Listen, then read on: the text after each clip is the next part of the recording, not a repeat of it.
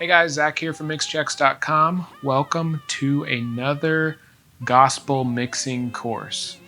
So back when I first started this channel, the very first series that I uploaded was actually a gospel mixing course, but it was just what I was working on at the time, just with my set of clients. And for some reason, that series has been the most popular even since uploading multiple rock courses, multiple worship courses. That one still comes up the most in search, and it's still my most viewed series. So I decided it was time to do another gospel series and not get rid of it, but just upgrade it a little bit. Because if you go back and watch the very first one, the video quality is pretty terrible. It's kind of embarrassing. I don't even like to go back and look at it. So I figured I'd upgrade it a little bit and start with a fresh slate and not slate plugins, but Steven, if you want to sponsor this video, feel free.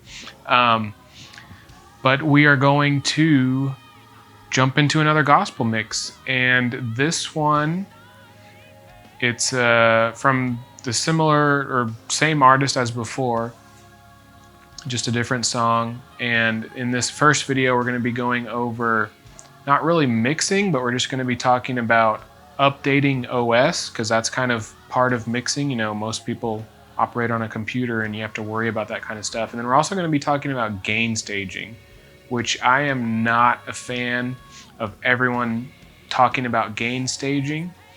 So I understand it has its place sometimes, maybe going from plugin to plugin, but I do not agree with this whole thing that, if you just gain stage properly, it'll make your mixes so loud.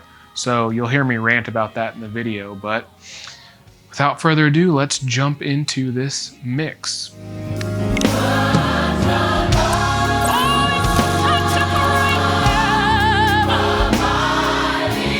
Okay guys, so normally I would start a mixing course off showing you how I import tracks, how I set up the project initially just to get the multi-tracks into Logic. But I already have that set up in this project because I'm just going to link to one of the previous videos that'll show you that. It's pretty boring stuff, but it's just part of every mixing course and part of every mixing project. But since I've already shown it to you multiple times, I really don't need to show it to you again. And that'll free up some time to talk about something else that I haven't talked about in any other mixing courses. And I think it's really relevant right now because if you go on Facebook and you go into the forums and the groups and all that stuff, you'll see that people are freaking out right now about the Big Sur update on Macs. And my personal opinion about OS on Mac is you never ever, as a professional, want to be on the latest OS. Unless you have a separate computer that you can test and mess around with, your production PC, like the one that you make money with, you probably don't want to be on something as risky as the most recent OS. You can see that right now, I am still on Mojave, so I'm a few behind. And right now, this one is working solid for my current setup. I'm on Logic 10.5.1. I know they released Logic 10.6, but I don't really care. This one is working. This one is making me money. So why would I risk that? And that mindset kind of comes from my very first job in audio, which was a broadcast engineer for a radio show. And so my motto that I lived by is if it isn't broke, don't fix it.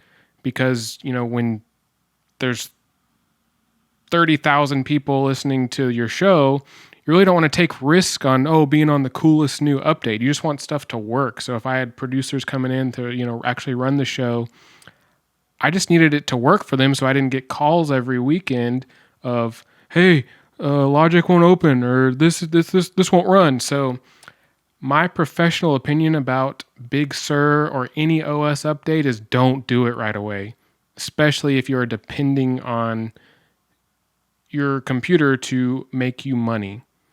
And so I will not be updating to Big Sur anytime soon.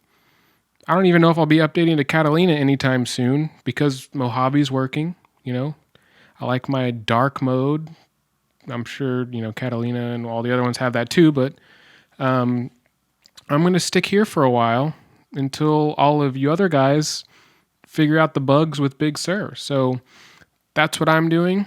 And then I think this would also be a great time, now that we have all this time not importing tracks and going through all that boring stuff, to talk about gain staging. And my professional opinion about gain staging is hold on, let me get closer. I don't give a flying flip about gain staging. Okay? Let me say that one more time, but this time I'll unnecessarily censor myself to make it more dramatic. I don't give a about gain staging. If you go into these same Facebook audio groups, you'll see people say stuff like, oh, if you would just properly gain stage, your mixes will be louder. I don't even know how that's possible. Because look, we can demonstrate it right now. In DAWs, in Logic or any other DAW, most of them operate with a 32-bit floating point. So that means you have a crap ton of dynamic range. And, most people record in 24-bit. So that even gives you a still significant amount of dynamic range before you start clipping. It's when you get into the 16-bit for, CDs, which no one really uses CDs that much anymore anyways, but that's when you start worrying about clipping and stuff. But then you're only worried about clipping on your master bus. That's what's being bounced. Your mix is being sent to your master bus, and then your master bus is being bounced into that 16-bit file or whatever it may be. So back to the 32-bit floating point, it is really hard to clip and get distortion in a DAW. I don't know if you've ever tried, but look, we can demonstrate it right now. Even if the meters are reading as, overload or whatever, look, I'll turn this one up. We'll just pick this track, this audience track. Okay, it's pretty low right now, but look, let's just gain the crap, or let's make it clip according to Logic's meters. We'll do 16 dB of gain.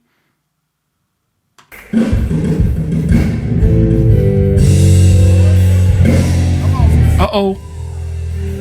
Oh no! Look, it's 2.1 over. It's clipping. But do you hear any distortion? No, there's no distortion.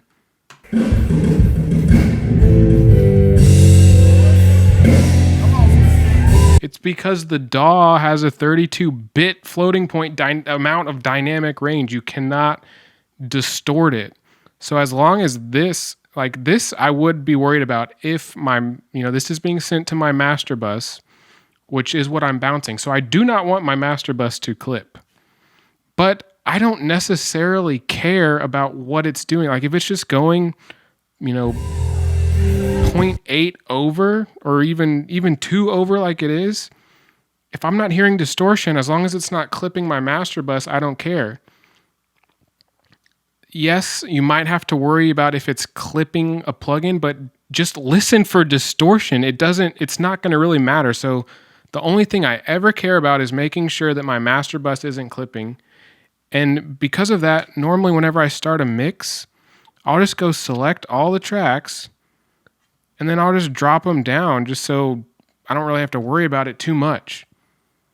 That's all I ever do for gain staging. I mean, maybe if someone sends me a track and it's like 5 dB, in the red or whatever, maybe I'll just clip gain it down now that Logic has clip gain.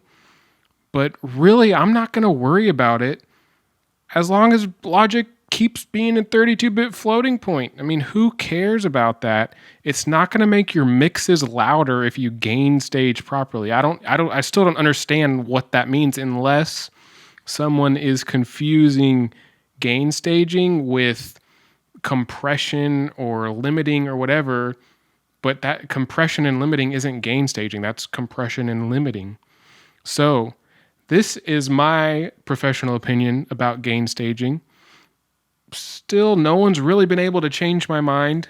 I know there's a few other people that kind of agree with me. I know I've seen Jordan Valeriot talk about it on his YouTube channel, that he doesn't care about gain staging. I've seen other guys talk about it. And then I've seen everyone in the Facebook group say, it's the most important thing you'll ever do in your mix is learn how to properly gain stage. Well, that's garbage. The most important thing you can learn how to do in mixing is learn how to mix. Learn your EQs, learn your compression, learn limiting, learn how to use reverb, learn how to use delays. All that kind of stuff is the most important thing you can use in your mixes. So, with all that being said, this has taken up our time of normally importing all the projects or importing all the multi-tracks. So we can now move on to dialing in a rough mix. So let's go jump in and dial in a rough mix. And heck, why don't we just do that in a different video?